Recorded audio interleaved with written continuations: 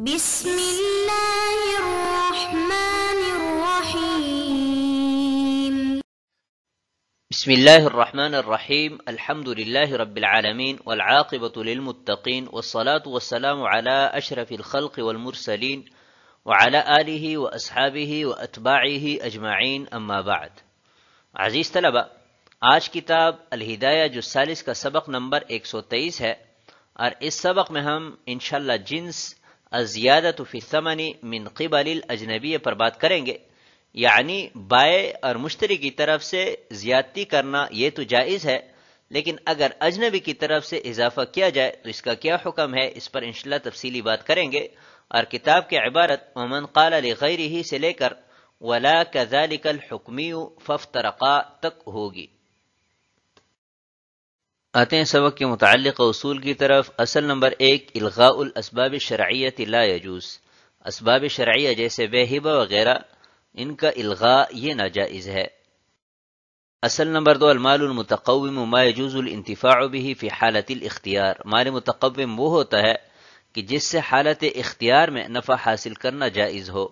کچھ چیزیں ایسی ہیں کہ جن سے حالت اضطرار میں نفع حاصل کرنا جائز ہوتا ہے، لیکن وہ مال کے حکم میں داخل نہیں ہے، جیسا کہ خمر اور خنزیر.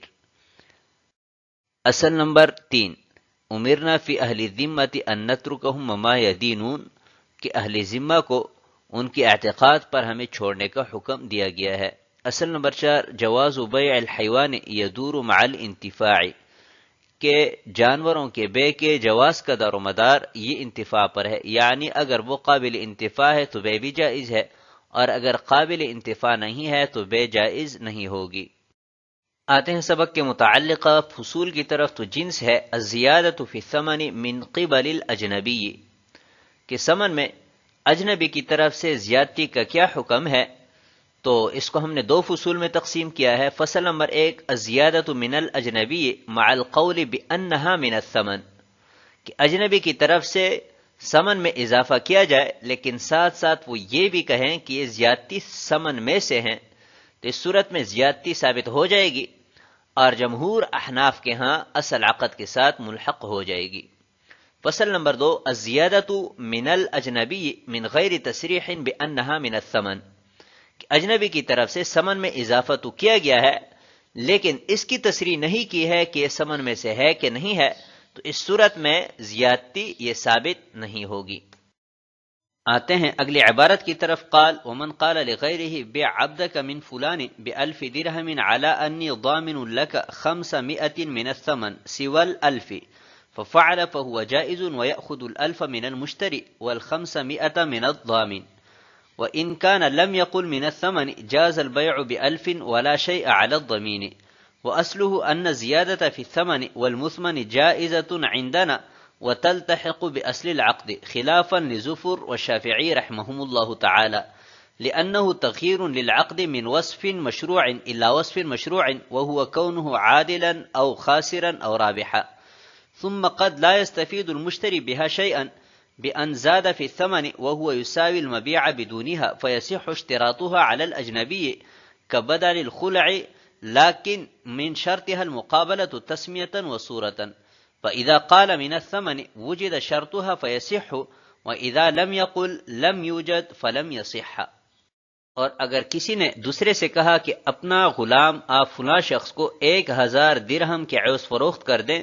اس شرط پر کہ میں آپ کے لیے ثمن میں سے 500 کا ضامن ہوں 1000 کے علاوہ، تو اس نے ایسا ہی کیا تو یہ جائز ہے. 1000 روپے وہ مشتری سے وصول کرے گا اور 500 ضامن سے. اور اگر من الثمن کا لفظ نہیں کہا ہے تو 1000 کے عوض بے جائز ہوگی اور ضامن پر کچھ نہیں ہوگا. اور اس کی اصل یہ ہے کہ ہمارے ہاں ثمن اور مبی دونوں میں اضافہ کرنا جائز ہے اور یہ اصل عقد کے ساتھ ملحق ہوگا، برخلاف امام ظفر اور امام شافعی رحمہم اللہ تعالی کے، اس لیے کہ عقد کو ایک وصف مشروع سے دوسرے وصف مشروع میں بدلنے کا نام ہے، اور وہ اس عقد کا برابر نقصان والا یا نفع بخش ہونا ہے. اور پھر بسا اوقات مشتری کو کچھ فائدہ نہیں ہوتا بئیں طور کہ وہ ثمن میں اضافہ کرتا ہے، اور حال یہ ہوتا ہے کہ وہ اضافے کے بغیر بھی مبیع کے برابر ہوتا ہے.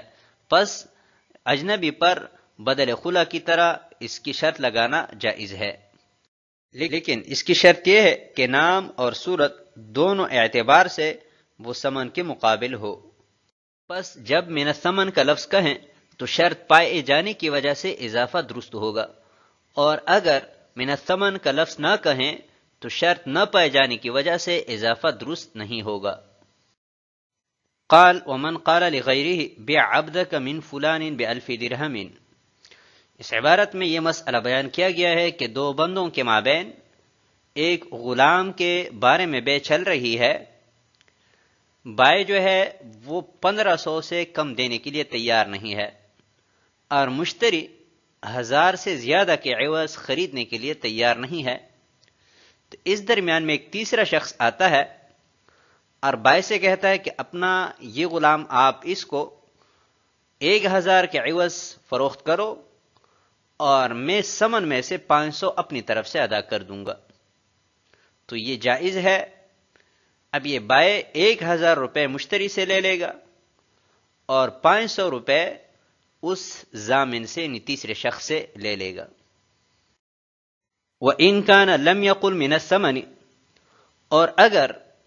ضامن یہ کہیں کہ میں 500 دے دوں گا اور ثمن کا تذکرہ نہ کریں تو 1000 کے عوض بے جائز ہو جائے گی، اور ضامن پر کچھ واجب نہیں ہوگا کیونکہ ان کا قول یہاں پر صرف بطور ترغیب ہے۔ وَأَصْلُهُ أَنَّ الزِّيَادَةَ فِي الثَّمَنِ وَالْمُثْمَنِ جَائِزَةٌ، اور اس مسئلے کی دلیل اور بنیاد وہ یہ ہے کہ ثمن میں اور مبیع میں احناف کے ہاں اضافہ کرنے جائز ہے، چاہے وہ اضافہ بائع کی طرف سے ہے، چاہے مشتری کی طرف سے ہے، چاہے تیسرے شخص کی طرف سے ہے، اور جمہور احناف کے ہاں یہ اضافہ اصل عقد کے ساتھ ملحق ہوگا، اور احناف میں سے امام ظفر اور امام شافعی رحمہ اللہ تعالی کا قول یہ ہے کہ یہ کمی زیادتی یہ اصل عقد کے ساتھ ملحق نہیں ہوں گے، لأنه تغییر للعقد من وصف مشروع الى وصف مشروع۔ یہ جمہور احناف کی طرف سے اس بات پر دلیل ہے کہ حق اور زیادتی یہ اصل عقد کے ساتھ ملحق ہوں گے، اور اس پر ہم سبق نمبر 88 میں بالتفصیل بات کر چکے ہیں، فریقین کے دلائل بھی ذکر کیے تھے، اور اس میں ممکنہ صورتوں کو بھی بیان کیا تھا، لہذا یہاں پر دوبارہ اعادہ کی ضرورت نہیں ہے، اگر ضرورت پڑے تو سبق نمبر 88 کو سنا جائے۔ ثم قد لا يستفيد المشتري بها شيئا، یہ ایک سوال مقدر کا جواب ہے کہ یہاں پر تیسرے شخص کی طرف سے جو اضافہ ہوا ہے یہ اضافہ درست نہیں ہونا چاہیے، کیونکہ اس اضافے کے عوض تیسرے شخص کو کچھ بھی نہیں مل رہا، برخلاف بائع اور مشتری کے کہ ان کو ثمن اور مبیع مل جاتی ہے۔ تو اس کا جواب صاحب ہدایہ نے یہ دیا ہے کہ زیادتی کے اس بات کے لیے یہ ضروری نہیں ہے کہ جو اضافہ کر رہا ہے اس کو کوئی نفع بھی حاصل ہو۔ ایک مثال سے وضاحت کرتے ہیں کہ ایک شخص نے ایک موبائل 10,000 روپے کے عوض خریدا اور اس کی اصل قیمت بھی یہی تھی، 10 سے زیادہ کا وہ نہیں تھا۔ مشتری نے 10 کے بجائے 11 دے دیے، تبھی مشتری کو موبائل وہی مل رہا ہے کہ جس کی قیمت 10,000 ہے، لیکن انہوں نے 1,000 روپے بڑھایا ہے، تو نفع نہ ملنے کے باوجود بھی اضافہ درست ہے۔ تو ایسی ہمارے صورت میں بھی تیسرے شخص کو اگرچہ کوئی نفع نہیں مل رہا تو نفع نہ ملنے کے باوجود بھی اضافہ جو کیا ہے یہ درست ہے۔ کبدل الخلع، ایک عورت اپنے شوہر سے خلا لے رہی ہے، تو خلا میں جو رقم مقرر کی گئی ہے وہ عورت کے بجائے ایک تیسرے شخص نے ادا کیا، تو تیسرے شخص کو کوئی نفع نہیں مل رہا، لیکن اس کے باوجود بھی ادائیگی درست ہے۔ ایسی ہمارے اس مسئلہ میں بھی اگرچہ ضامن کو کچھ نہیں مل رہا لیکن اس کی ادائیگی اور اضافہ کرنا درست ہے۔ لیکن من شرطها المقابلہ، لیکن ایک بات یاد رکھیں کہ اضافے کے اس بات کے لیے شرط یہ ہے کہ اس اضافے کا ثمن یا مبیع کے ساتھ تسمیتاً بھی مقابلہ اور صورتاً بھی ہو۔ تسمیتاً مقابلہ یہ ہے کہ من الثمن، یا اگر مبیع میں اضافہ کیا ہے تو من المبیع کا لفظ کہیں، اور صورتاً یہ ہے کہ جو اضافہ کیا گیا ہے وہ حقیقتاً ثمن یا مبی کے مقابلہ میں ہو۔ فَإِذَا قَالَ مِنَ الثَّمَنِ،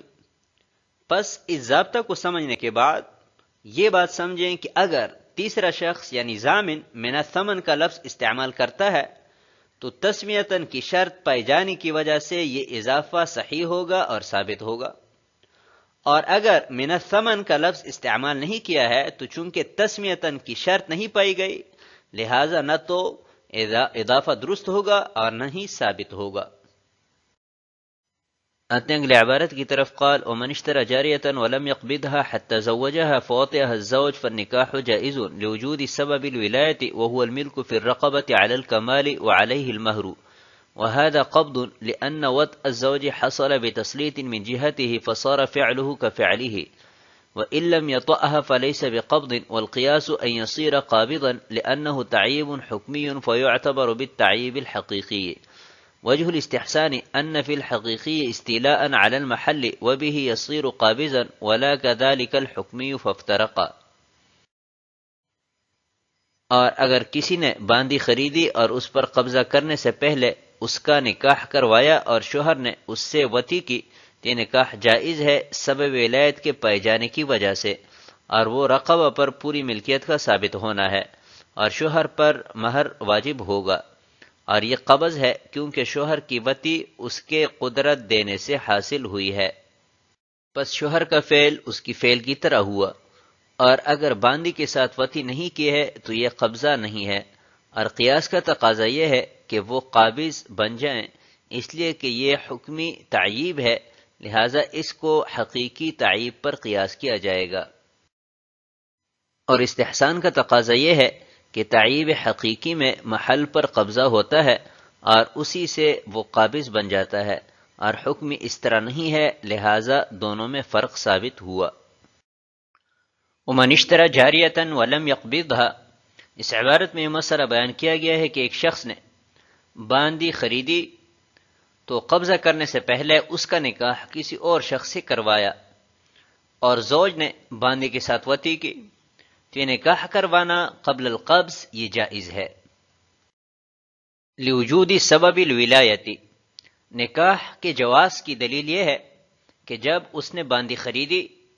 تو اس کے رقبہ کا مالک بن گیا، رقبہ کے مالک بننے کی وجہ سے اس کو ولایت حاصل ہوئی،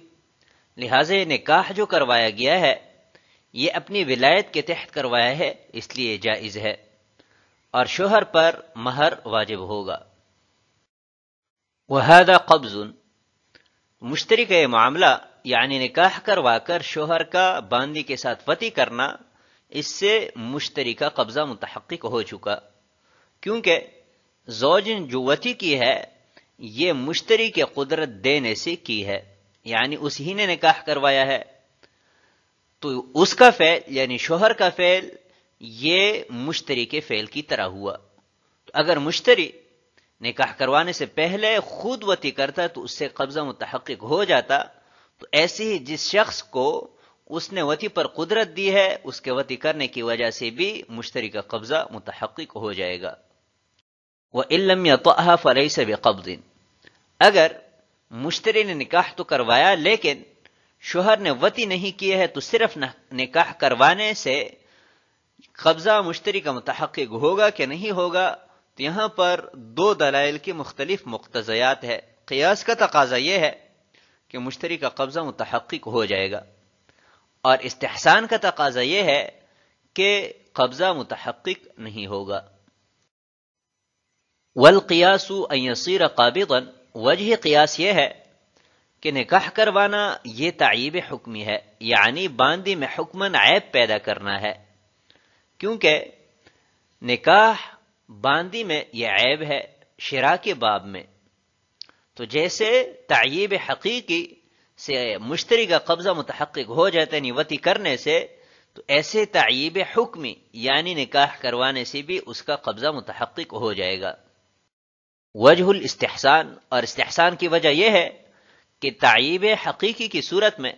عیب پیدا کرنے کے ساتھ ساتھ محل مقصود پر غلبہ بھی حاصل ہو جاتا ہے، برخلاف حکمی کے کہ وہاں پر تعییب کے ساتھ ساتھ محل پر غلبہ ثابت نہیں ہوتا، تو اس اعتبار سے دونوں میں فرق ہے، اور قیاس مع الفارق یہ جائز نہیں ہوتا۔